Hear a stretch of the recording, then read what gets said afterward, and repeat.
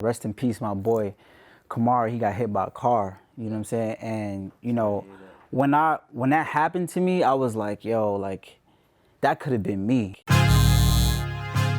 What part along the way shaped you into the person that you are now? Like, for example, what happened that if it didn't happen, you wouldn't be able to be sitting in this chair? That's good, man. And I felt like, when I was doing music and stuff, like, rest in peace, my boy Kamara, he got hit by a car. You know what I'm saying? And, when that happened to me, I was like, yo, like, that could have been me. That was actually one of my best friends actually got hit with him, and he actually survived, so when that happened to me, I'm just like, yo, like, you have to count your blessings and, you have to be steadfast in what you're doing. So at that moment, I'm just like, yo, I have to go full-fledged at what I'm doing. And I feel like that was the turning point in my life that actually made me say, like, he was a crazy singer too, so I feel like I carried his legacy. It was my duty to carry that legacy on. So I said, yo, I gotta just stay in the studio. And from that day on, I just took off running, so yeah. I think a story like that is like, I don't want to say what the game's been missing, but it's what we see less of nowadays. Like, what's that drive, what's that motivation? Sometimes you ask people, they're like, I just want to be lit, like, and that's really just where it just stops. But how many, and then some people just love the music, you understand what I'm saying? But sometimes it's more than a love for the music. It's almost, and I won't even sit down and say dependency, because a word like that has negative connotation,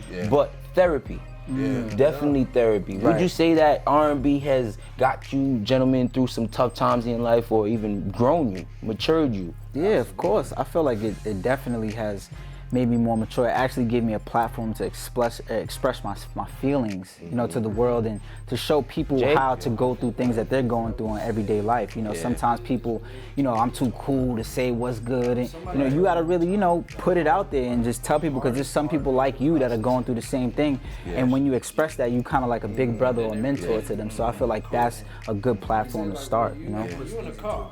Well, I think one of the things that I will say is related to what we were talking about earlier. From 0 to 6. Somebody told me one time the hardest part of the process of becoming cold. I definitely will re-ask the question. So, what pivotal moment occurred during your career that shaped you into the man that you are today? If it had not happened, you wouldn't be where you are. I would say letting someone take control of everything that I wanted myself, which is being, in my eyes, when I was signed to a couple different people, I just really I was an autopilot, and I let them do what they wanted, and I thought that was the right thing. And I feel like that kind of made me have to realize who I was, and not only give that to people, but realize that for me, my job is not to want to make you be me. My job is for you to see me being who I am, and through my problems and through my ups and downs, and be inspired to be a better you. Like, that's what made me who I am. I feel like going through certain situations with labels and meetings, and it's like, oh, don't do this, oh, cut your hair, oh, take this, oh, take that. All the personal things kind of beat me up so much that I had to learn how to build myself up in a way where I could be strong for myself and for whoever's looking at me, because at that point I already had a fan base and all these different things.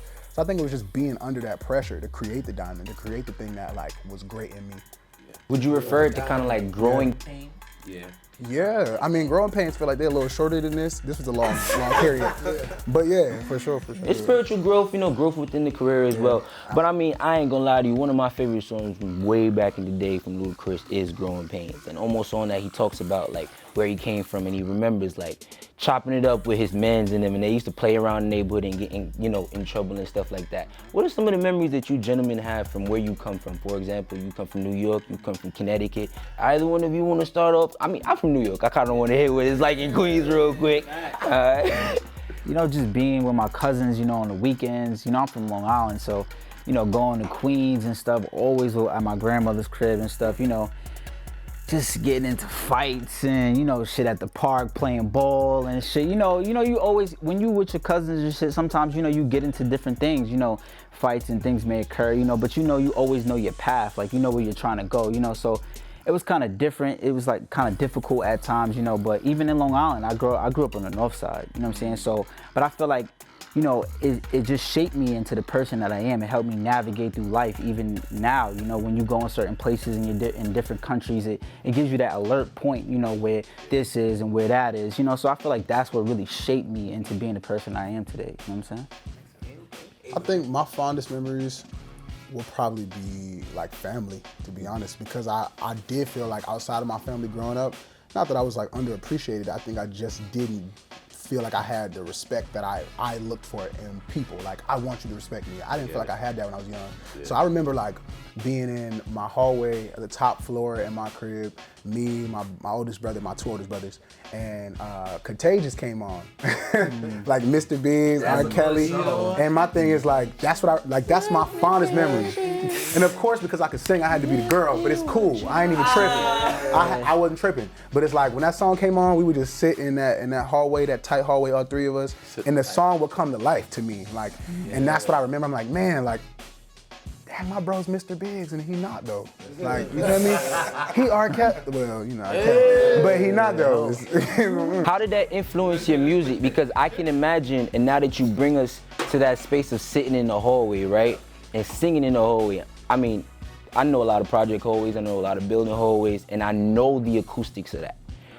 Does that resonate sometimes when you're in the studio, when you're working, like those types of things that bring you back? Like, damn, I remember I started off in the hallway. I think it's a feeling for me. Like, that song in particular just gives me a feeling of like comfort and family. Not because of not because of the song, but because of the memories of it. It's like, I realized in those moments, even though it was kind of childish to be singing this song the way we was doing it, like, that's brotherhood, like, that's unity, that's like protection, that's family, that's like somebody else looking out for me more than myself. Because when I was in that moment, I had to think about nobody thinking I wasn't great as I was or less than what I thought I was. It was like, man, like, I got two bros in here that's really holding me down. Granted, we singing this song, but it's cool. Nah, that's lit. That's lit. I think that's a beautiful. Now, I don't know if that would have happened back in the day. Like, toxic masculinity is a real thing. You feel me? It's a real thing. It is. He said, "Come on, I'm keeping it as that." I don't want to say I don't think it wouldn't happen back in the day, but at the same time, like, I think having a safe space like that, similar to how this is, you feel me, will allow you to realize and test and see where your talents lie. So We also don't do this enough, right? So I think that when it comes to toxic masculinity, I think that one of the things is that people are scared of what they've never done. So if we've never had these safe rooms, we don't know how to participate in them. So now that we're developing it, it's better, right? So we'll all walk out of here being friends for life. Only because this is what happens, right? So that's why we're good. Thank you, Mike. So before we bring it up to date, I'm gonna dive a little bit more back into y'all past, right? A lot of people sometimes feel like when we do music, or if we are personalities on camera and things of that sort, that's just our one talent. However, with a lot of people who have star power, they realize that they've had a lot of talents prior to what they do or what they've honed in on. For example, you gentlemen wear multiple hats. You produce, you get a real technical when it comes to engineering and putting the sounds together. You, Avery, I heard you dance, man. Yeah, sing, songwrite, dance. Those types of things, when that comes into play, how does that almost polish and well-round your image and your brand and allow you to do a little bit more and make you more flexible? I think it allows you to stretch out. It allows you to be in different rooms that, maybe singing or producing or whatever can't get you in. And not even just the rooms, the conversation, like on everyday life. Like, we could talk about something completely different because I'm into, like, traveling in different cultures and just monuments in different states and different countries and things like that. That's a different conversation. That's more like politics, like that, compared to me singing, which is like all about the feeling, all about the artist, all about their past.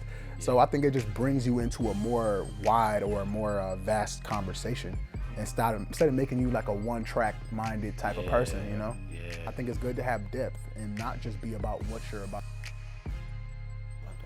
Got you. Jermaine, what about your versatility, boss? How has it helped you? Same thing. You know, you have to be versatile in this game because, you know, there's a lot of people that are not versatile. So, you know, I feel like that gives you a one-up. You know, sometimes I feel like self-sufficiency is key, you know, because you can be somewhere in Egypt or wherever, and, you know, there might not be a producer, they might not be an engineer, there might not be somebody that can help mix your record. So what are you going to do? You know, you got to be able to do it yourself, you know, and that's the era that I feel like I'm from, you know, the do-it-yourself era, you know, and I feel like that's the grind.